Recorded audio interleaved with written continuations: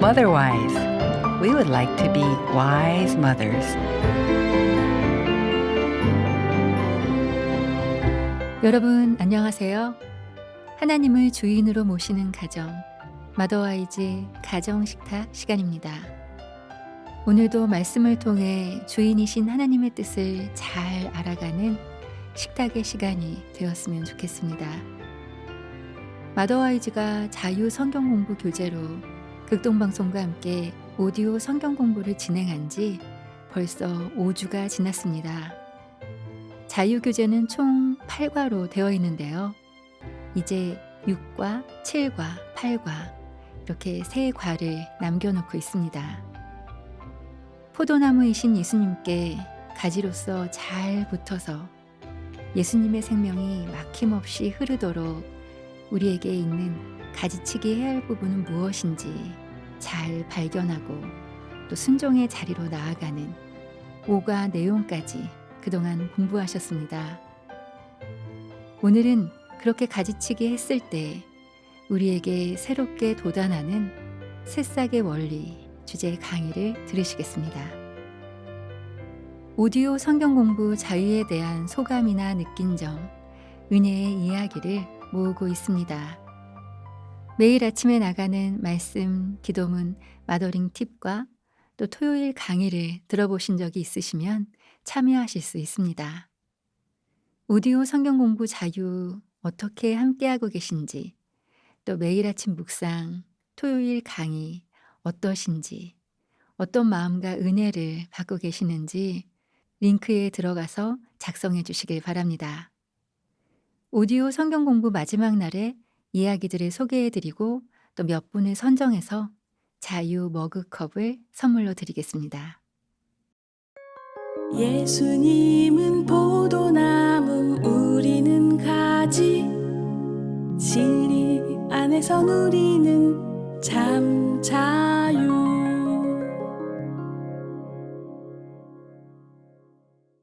마더와이즈 가정식탁, 지금부터 마더와이즈 자유 6과 강의를 들으시겠습니다. 제목은 새싹의 원리, 포도나무의 젖붙이기.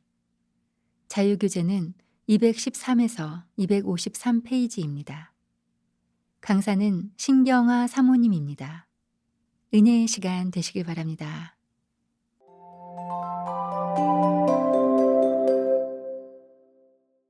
샬롬, 벌써 마더와이즈 자유 6과에 왔습니다. 그동안 열심히 임해주신 여러분들을 모두 격려합니다.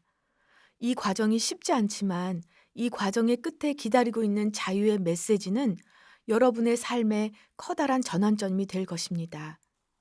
지난 시간에 우리들은 자녀에게 돌려주어야 할 것에 대해 구체적으로 살펴보았습니다. 그리고 십자가 앞에서 우리의 통제권을 내려놓고 깨어졌을 때 나타나는 십자가의 능력에 대해서도 나누었습니다. 이번 시간에는 한 인간으로서 우리는 하나님 앞에서 누구이며 나 자신을 어떻게 바라보아야 하며 이 땅에 사는 목적이 무엇인지를 생각해 보도록 하겠습니다. 여러분은 누구입니까? 오늘 이 자리에 왜 계신 겁니까? 스스로에게 한번 질문해 보십시오. 자신을 어떤 존재로 보는지, 왜 여기 있는지에 대한 생각은 자녀 양육에도 큰 영향을 끼칩니다. 건강하지 못한 자아상은 자녀 양육에 나쁜 영향을 끼치게 됩니다. 여러분, 우리들은 모두 절망적인 죄성을 가지고 태어났습니다. 이 죄성으로는 하나님께 제대로 반응할 수 없습니다. 그러나 우리가 하나님께 나아갔을 때 우리 안에 있는 옛 죄성은 죽고 그 자리에 새롭게 창조된 본성이 자리 잡게 되어 우리들은 비로소 하나님의 사랑에 반응하게 될 수 있습니다. 만약 여러분 중에 아직 거듭나지 못했고 거듭남을 하나님께 간구하지 않았다면 자기 자신에 대해 부정적인 생각을 느끼는 것은 당연합니다. 그런데 거듭난 우리가 또 예수님을 영접했는데도 아직도 혼란스럽고 낮은 자존감에 슬퍼하고 있는 것은 왜일까요? 그 이유는 우리가 여전히 죄를 지을 수밖에 없는 육신을 가지고 이 세상을 살고 있기 때문입니다. 내면 깊은 곳에 자리한 우리의 영은 예수님의 능력으로 의롭고 선하지만 우리의 생각과 감정, 의지는 여전히 미완성 상태이기 때문입니다. 우리는 지금 점차로 변화되어 가는 과정 중에 있습니다. 오늘 우리들은 예수님의 부활 사건과 부활의 능력에 대해 깊이 생각해 볼 것입니다. 그리스도의 삶에는 항상 죽음 이후의 삶이 있습니다. 마태복음 28장에는 예수님 십자가 죽음 후에 막달라 마리아와 다른 여자가 예수님의 무덤에 가서 무덤이 비어 있었던 것을 발견하는 이야기가 나옵니다. 예수님의 부활은 역사적 사실입니다.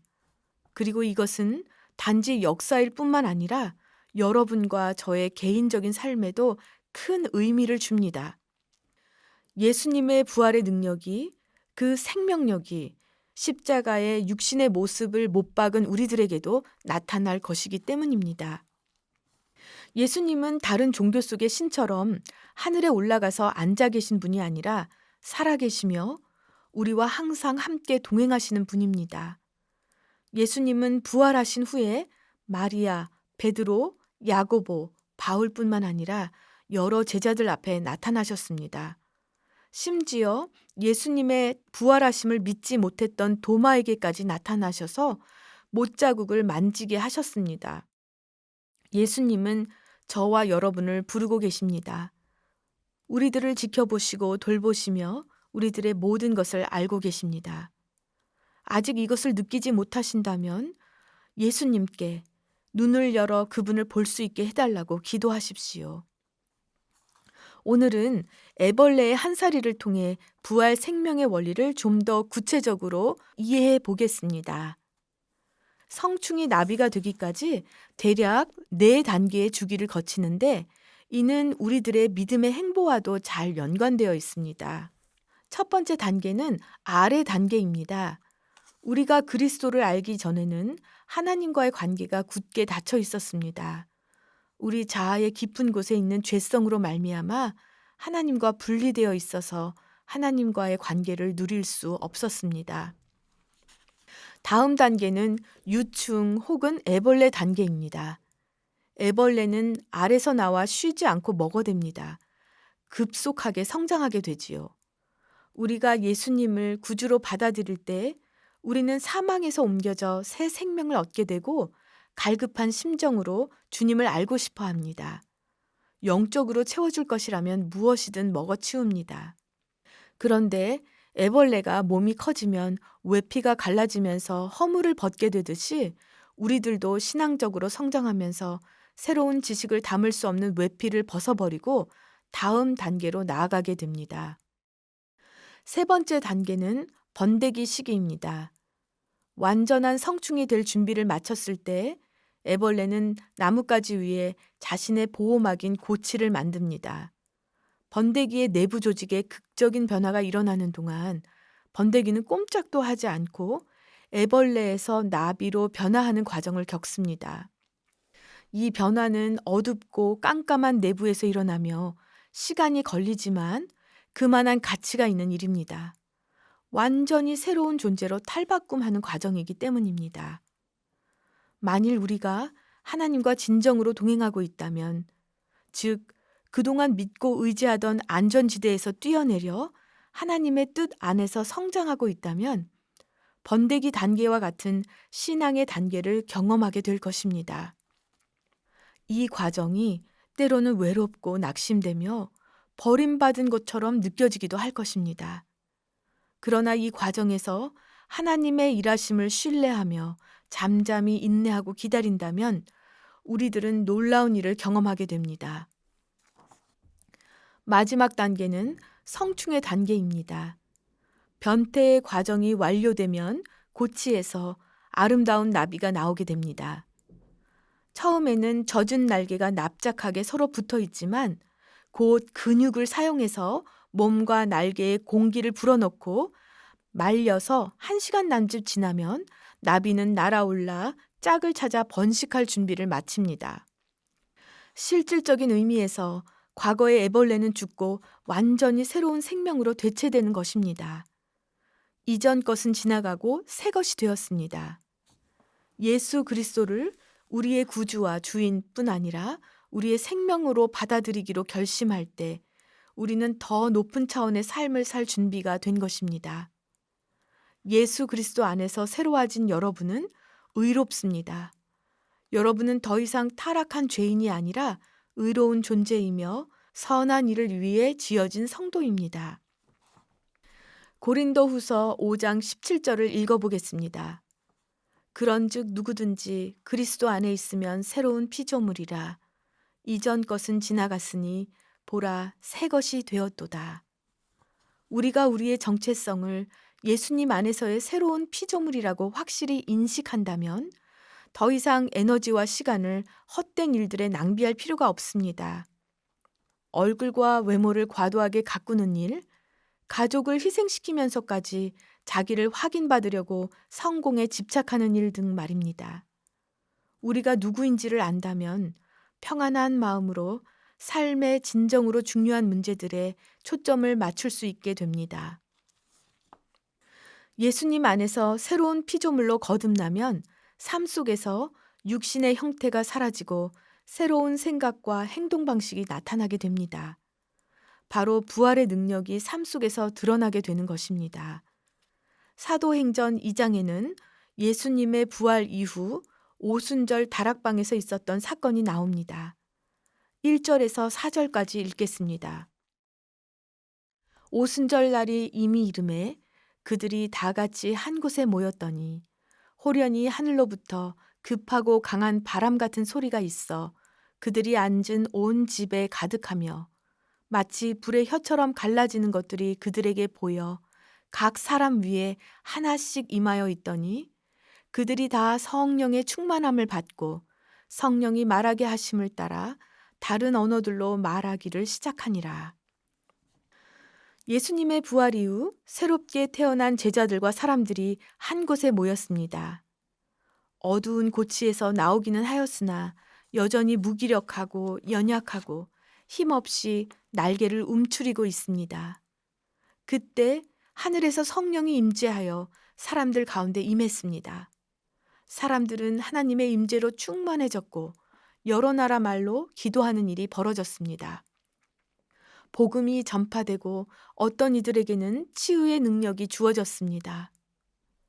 예수님이 부활하시기 전 베드로는 비겁하고 예수님을 부인하는 거짓말쟁이였습니다. 그러나 그는 부활하신 예수님을 만나고 변화되었습니다. 베드로를 변화시킨 것은 예수님의 부활 능력이었습니다.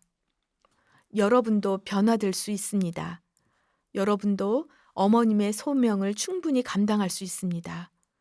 그것은 여러분이 육신적으로 강하기 때문이 아니라 예수님께서 이미 강하시기 때문입니다. 여러분은 능력과 지식에 제한을 받지 않습니다. 예수님의 생명이 여러분 안에서 일하기 때문입니다. 여러분이 육신을 벗어버리고 예수님의 생명을 입을 때 여러분의 한계를 뛰어넘는 능력을 갖게 될 것입니다. 이번 한 주 동안 어두운 고치에서 나와 힘찬 날개짓을 하는 나비의 자유함을 경험하게 되시길 소망합니다. 여러분은 예수님과 함께 부활을 경험하셨습니다. 승리하십시오.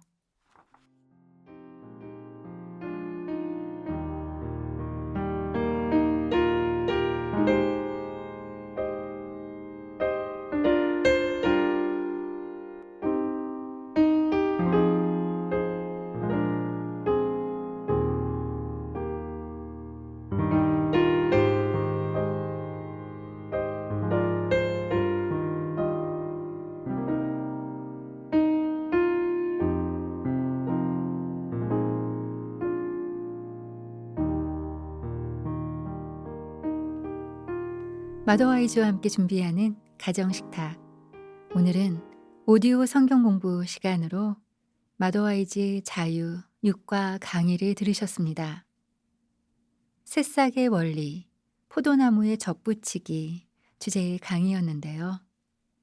그럼 지금부터 자유 6과에 나오는 하나님 말씀을 보겠습니다.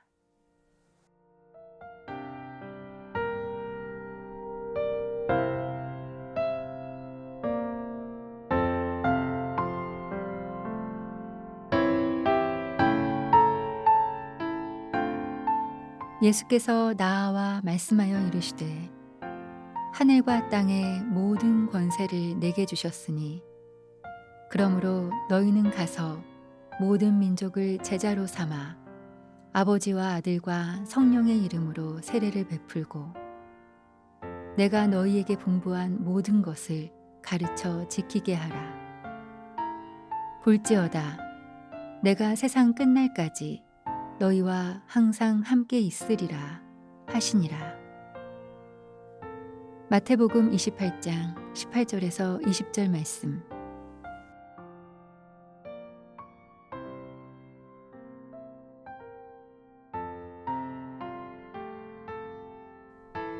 만일 너희 속에 하나님의 영이 거하시면 너희가 육신에 있지 아니하고 영에 있나니 누구든지 그리스도의 영이 없으면 그리스도의 사람이 아니라. 또 그리스도께서 너희 안에 계시면 몸은 죄로 말미암아 죽은 것이나 영은 의로 말미암아 살아 있는 것이니라. 로마서 8장 9절 10절 말씀.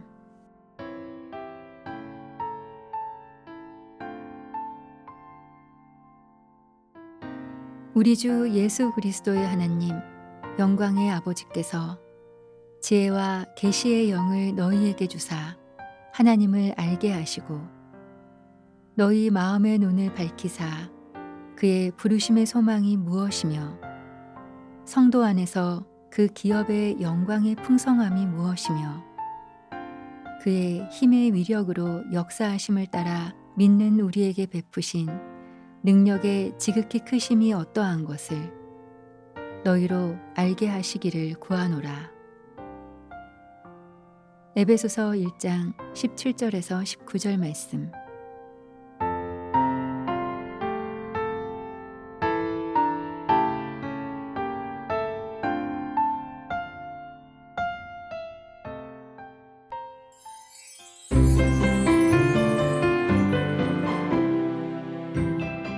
오늘 마더와이즈는 여기서 마치겠습니다. 오늘도 함께 해주신 여러분 감사합니다. 다음 주 평일 자유 묵상도 함께 해주시기 바랍니다. 한 주간도 은혜 안에서 강건하시고요. 마더와이즈 가정식탁은 다음 주에 다시 인사드리겠습니다.